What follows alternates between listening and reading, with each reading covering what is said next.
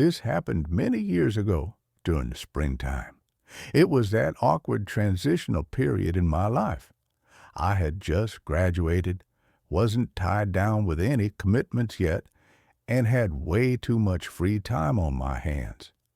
I'd finished college a semester early, which seemed like a brilliant idea when I was buried in coursework. But once all that free time hit, I had absolutely no clue what to do with myself. My job wasn't set to begin until June, and most of my friends were still swamped with classes and finals. So I was left in limbo, just floating through time, caught between two chapters of life. It honestly made me feel uneasy and unproductive. I'm the type of person who needs to stay busy to feel okay, so sitting around all day with nothing on my agenda was quietly eating away at me. That's probably why I didn't hesitate when my mom asked me to check in on my Uncle Rick's beach house. It was a simple task. Drive down to Rehoboth Beach, make sure everything was in working order, and take care of a few minor upkeep tasks so Rick wouldn't have to pay someone to do it. Quick note, I'm from Pennsylvania, and Rick's place is down in Delaware, so it wasn't a bad drive, just a little over 2 hours. The house itself is huge, big enough to fit my entire extended family during our summer gatherings. 25 of us squeezed into one space, drinking too much and playing all sorts of games. Honestly, those two things are kind of our family's trademarks. The house isn't right on the beach, but it's pretty close. It sits in a quieter residential area with winding roads and tall, wild beach grass lining the neighborhood. Jump ahead to a random weekday. I genuinely don't remember which one. Might have been a Thursday. I left late in the day, which, looking back, wasn't the smartest move. The drive was peaceful. When I arrived, everything seemed perfectly normal. I went through Rick's checklist, checked the water, inspected the circuit breakers, walked around the yard. Everything appeared fine.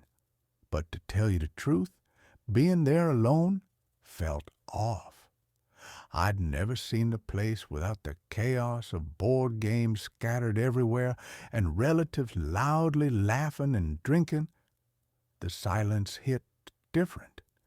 It gave the whole house this abandoned, eerie atmosphere.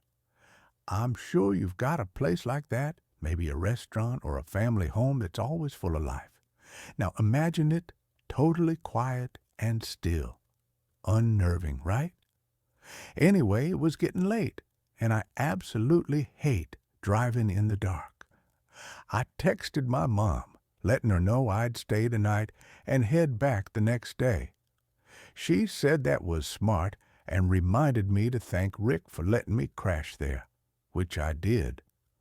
I made a quick meal, scrolled on my phone for a while, then started winding down for bed. Usually, during family trips, I'd end up stuck in one of the small third-floor bedrooms, while the older family members snagged the nicer ones.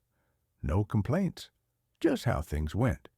But since I had the whole place to myself, I figured I might as well enjoy the perks. The master bedroom on the second floor is amazing.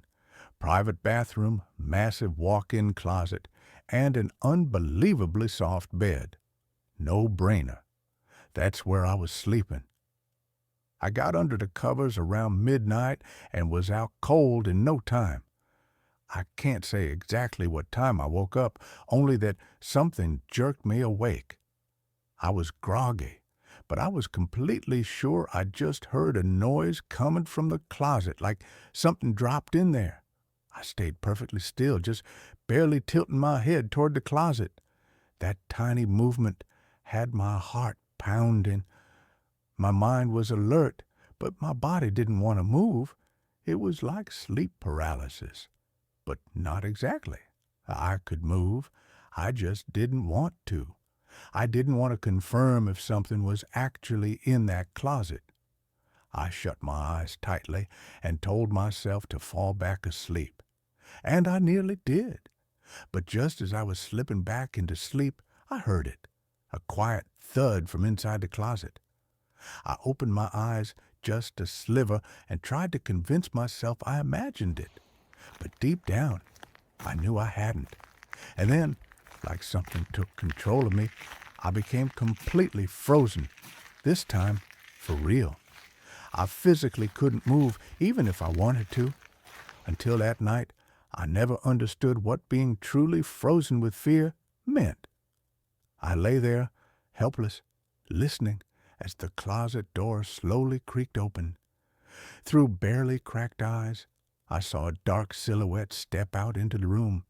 It didn't move, just stood there beside the bed staring silently at me. Maybe 20 seconds passed, though it felt like forever. Then, without a word, it turned and walked away. I remained motionless, barely breathing. I heard the footsteps cross the room, but instead of heading downstairs, they moved up to the third floor. My stomach sank. There's only one staircase. There's no other way out from the top floor. My stomach sank.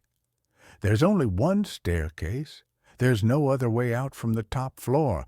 My thoughts were screaming at me to react, but I was terrified. I wasn't strong enough to take on a stranger. Who knew if he had a weapon? I was paralyzed with fear. After agonizing in silence for what felt like forever, I finally forced myself to break free from the paralysis. I quietly reached for my phone and dialed 911. When the dispatcher answered, I whispered that someone was inside the house. I slid out of bed and quietly turned the lock on the bedroom door. Then I waited. The minutes ticked by like hours until I saw flashing red and blue lights through the windows. I was honestly shocked they arrived so fast. I raced downstairs, flung open the front door, and nearly collapsed with relief when I saw them. The officers didn't waste a second. They rushed in and started searching the house. I stayed outside. It wasn't long before they came back and said the house was empty. I couldn't believe it. I'd clearly heard the footsteps go up the stairs. There was no place to go from there. He had to still be inside. The cops insisted he must have slipped past me somehow and that I was just too scared to notice. I knew that wasn't true, but I didn't know how to argue it. The guy had just disappeared. Still, I didn't feel right letting the police leave without being sure. I called Rick. He wasn't playing around. He snapped at the officers and told them to do a second sweep, saying my life could be in danger. So they did. This time they checked more carefully. Rick told me to stick with them and watch closely, so I did. The officers combed through the house, opening every closet, looking under every bed, even tapping along the walls like they were searching for hidden spaces. They pulled back all the shower curtains, rechecked the doors and windows, and that's when they found something. One of the third-floor bedroom windows, the one I usually sleep in during the family trips, was unlocked. One officer stayed posted at the door while the other went outside onto the back deck. I followed him out. I didn't want to be inside that house a second longer than necessary. The officer scanned the yard with his flashlight, but didn't see anything. Then he pointed the beam up toward the roof. And what he revealed made my blood run cold. There he was, that same man who had been in the house, just sitting there on the roof. He was this filthy, bald guy in ragged clothes who looked like he hadn't bathed in weeks. The next hour went by in a blur. The officers coordinated with each other and managed to get him down and into handcuffs. They said he was likely homeless. and had been secretly living in the house, possibly for several days. But when they questioned him about how he'd gotten inside, how long he'd been there, and why he was hiding in the closet, he didn't say a word, just sat there with a blank, empty stare, like none of it meant anything. They had him in the back of a police cruiser not long after. And just like that, it was over.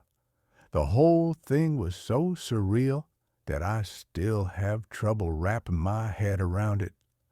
No matter how much I think about it, I can't figure out why he chose that particular closet.